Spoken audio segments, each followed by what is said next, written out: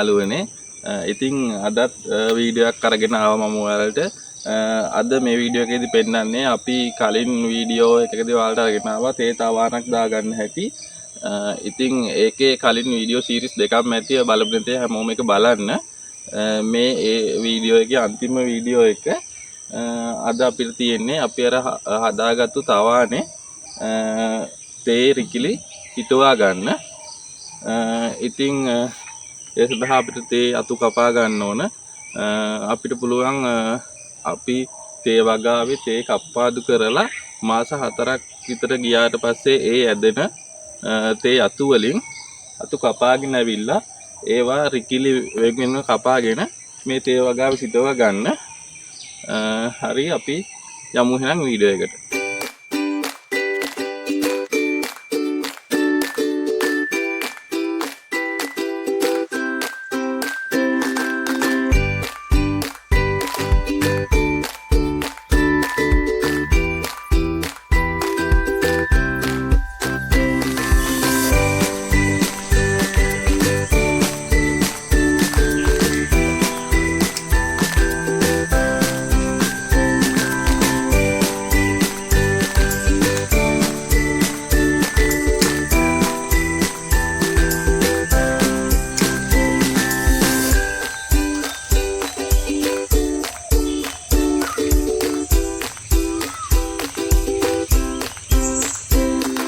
අතු තෝරගද්දී මේ ගොඩාක්ම මෝරපු අතු නැතුව සාමාන්‍ය තද කොළ පාට අතු නැතුව ටිකක් ලා කොළ පාට වගේ අතු තෝරගන්න ඕන.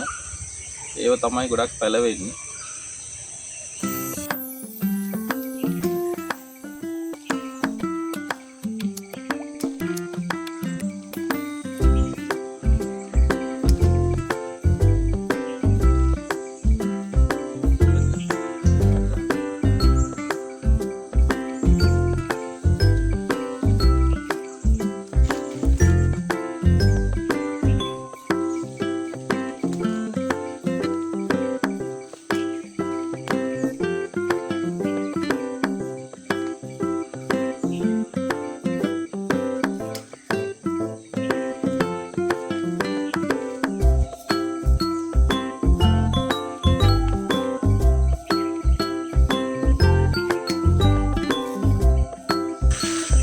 ඉතින් ඔයගොල්ලන්ට පේනවා ඇති මේ සීතල කාල නිසා මේ තේ ගස් වලට මේ වගේ ලෙඩක් හැදෙනවා. මේකට කියන්නේ මේ බිබිලි අංගමාරය කියලා. මේ තේ කොළවල මේ පේනවද මේ නිකන් බිබිලි වගේ සුදු පාටට හැදිලා තියෙනවා. මේ පත්‍රයේ උඩත් කළු පාටින් ඩොට් තියෙනවා.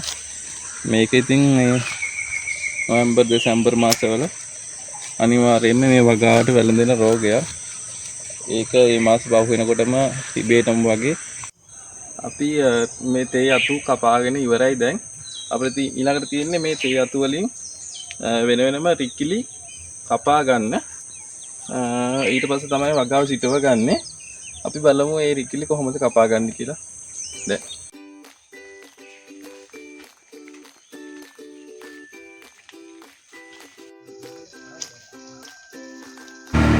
මේ තියෙන්නේ අපි කපාගෙන ආපු තේ අතු ටික. දැන් අපි ඒ අතු වලින් වෙන වෙනම රිකිලි වෙන් කරගන්න ආකාරය ඔයාලට බලා ගන්න පුළුවන්.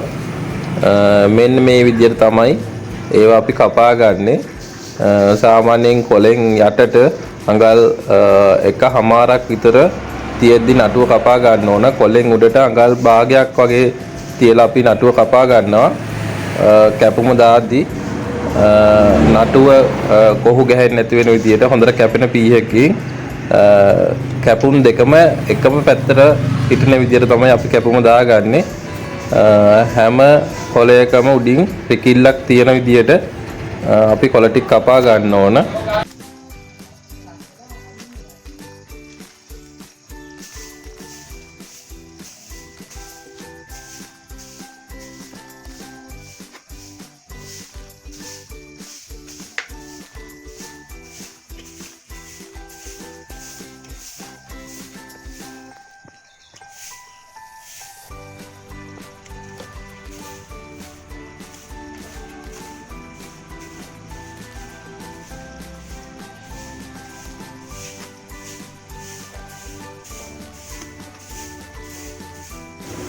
ඉතින් මෙන්න මේ විදිහට නිරෝගී කොළ සහ රිකිලි අපි තේ තවර සඳහා තෝරා ගන්න ඕන.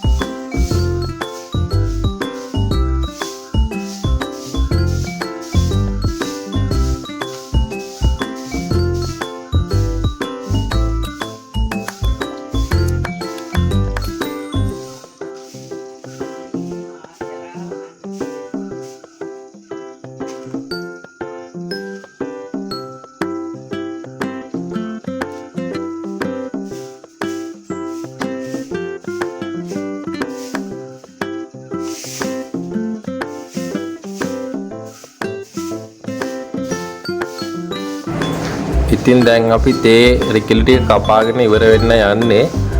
අපි ඊළඟට බලමු අපි මේ කපාගත්තු තේ රිකිලි ටික කොහොමද අපි තවාන සිටුවා ගන්න කියලා. අපි පළමුවෙන්ම තවාන ජීවාණු හරණය කරගෙන ඉන්න ඕන. අපි දැන් මේ සකසාගත්තු පාත්තියේ තේ රිකිලි සිටුවා ගැනීමට පෙර පස ජීවාණු හරණය කර ගැනීමක් සිදු කරන්න ඕන. ඒ සඳහා අපි මේ රසායනිකව පස ජීවාණු හරණය කරන්න කැප්ටන් යොදා ගන්නවා. අපි දැන් මේ කැප්ටන් අරගෙන පාත්තියට දාගමු. නොදිත් පස තෙත් වෙනකම් දාන්න ඕන.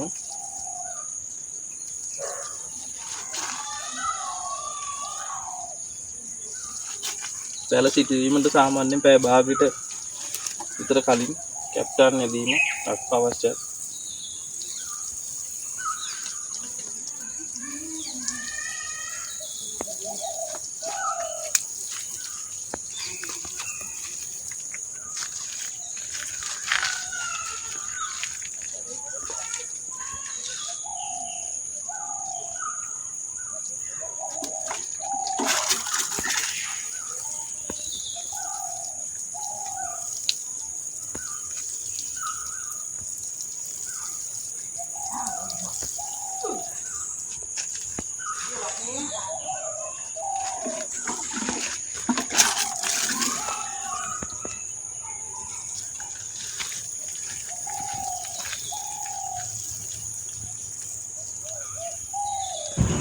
අපි දැන් කැප්ටන් යොදාගෙන ඉවරයි.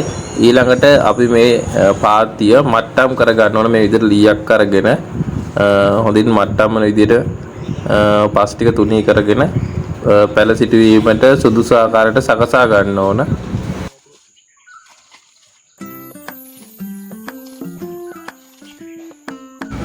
ඉතින් යාළුවනේ අපි මේ දාන්නේ බිම් තවානක්. අපිට පුළුවන් බඳුන් ගතවත් මේ තවාන මේ විදිහටම සිදු කරන්න. මේ විදිහට අපිට පුළුවන් ඕනෑම තේ ප්‍රභේදයක් පැල කරගන්න. තවාන් දාගෙන ඕනෑම ප්‍රභේදයක් මේ ආකාරයෙන් අපිට පැල කරගන්න පුළුවන්.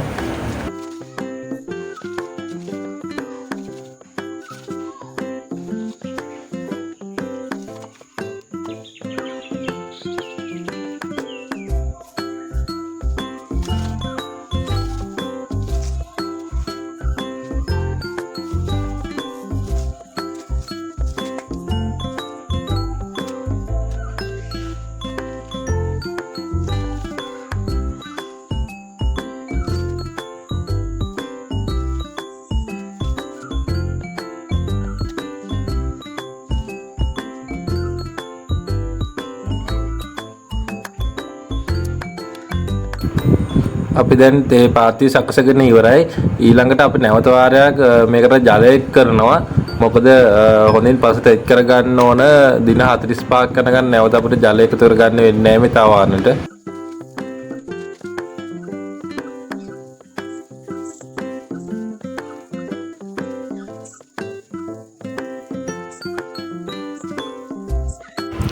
හරි අපි ජලය එක් කරගෙන ඉවරයි. දැන් අපි කපාගත්තු තේ රිකිලි මේ තවානේ සිටුවගෙන ආකාරය තමයි ඔයාලට මේ පේන්නේ.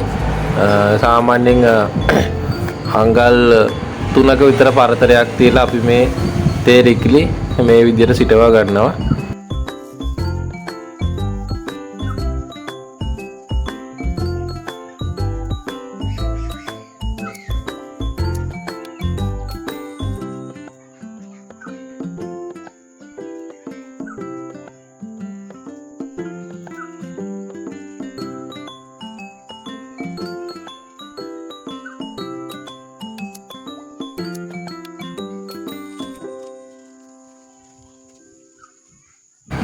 ඉතින් මේ තවානේ මේ පස් මාධ්‍ය සකසාගත්තු හැටි මේ ගුහය සාදාගත්තු හැටි මම කලින් වීඩියෝ දෙකක් දාලා තියෙනවා. අනිවාර්යයෙන්ම බලපු නැත අය ඒක බලන්න. මම උඩින් කාඩ් එකකින් ඒ වීඩියෝ දෙක ඔයාලට දාන්නම්.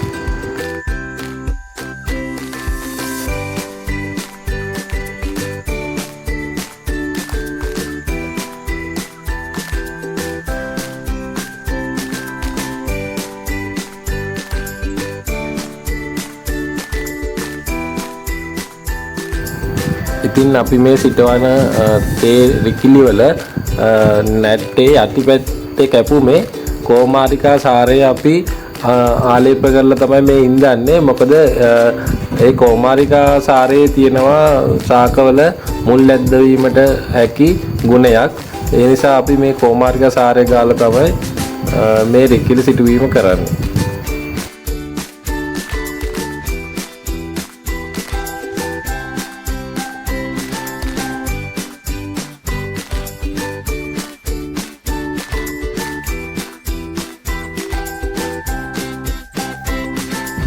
හරි අපි දැන් තේ රිකිලි සියල්ලම සිටවගෙන ඉවරයි.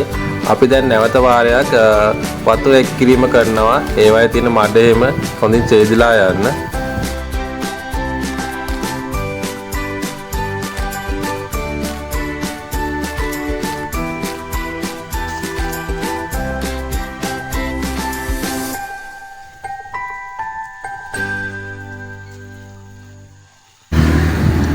දැන් අපිට තියෙන්නේ මේ රිකිලි ටික හොඳින් ආවරණය වන පරිදි ඊට රෙද්දක් ඊට උඩින් යොදා ගන්න. අපි ඒ සඳහා මේ විදිහට සැකිල්ලක් නිර්මාණය කර ගන්නවා. අපි මේ සඳහා දාගෙන තියෙන්නේ PVC බට මේ විදිහට කපාගෙන කවාකාර වෙන විදිහට සිටවා ගන්නවා.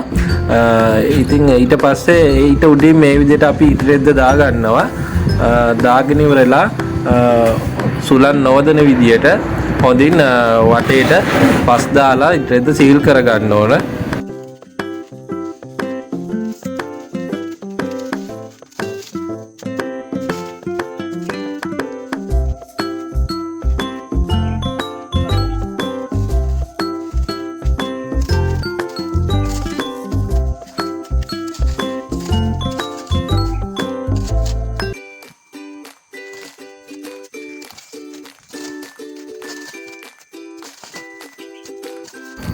ඉතින් මේක හොඳට සීල් වෙන්න ඕන. මේකට බැරිලා හරි සුළං වැදුනොත් මේ පැල ටික ඔක්කොම තැඹිලා සවුත් වෙලා යනවා.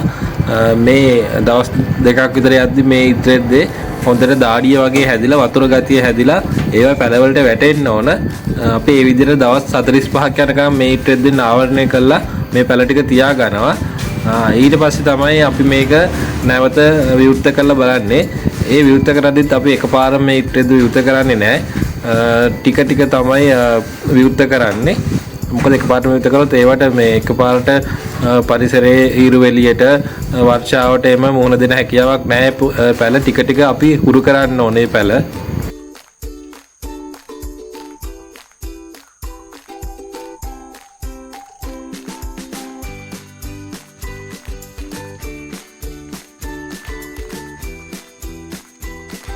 ඉතින් මේ තියෙන්නේ කොම වැඩ නිම කරාට පස්සේ අපේ තවාල තියෙන විදිය මේ විදියට හොඳට සීලන දෙයට ඉට්ටෙද්දෙන් අසුරලා තියා ගන්න ඕන.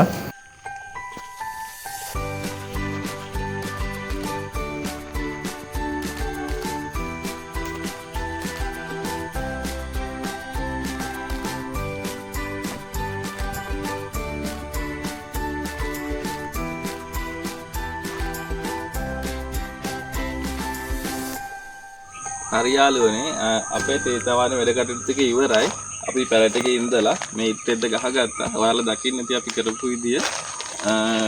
හොඳයි. ඉතින් ඊට පස්සේ තියෙන අපිට මේක දැන් අපි මෙහෙම තියෙන දෙනවා දවස් 45ක් යනකම් මාස එකමාරක් විතර මෙහෙම තියලා තමයි මේ ඉට්ටෙද්ද අයින් කරන්නේ.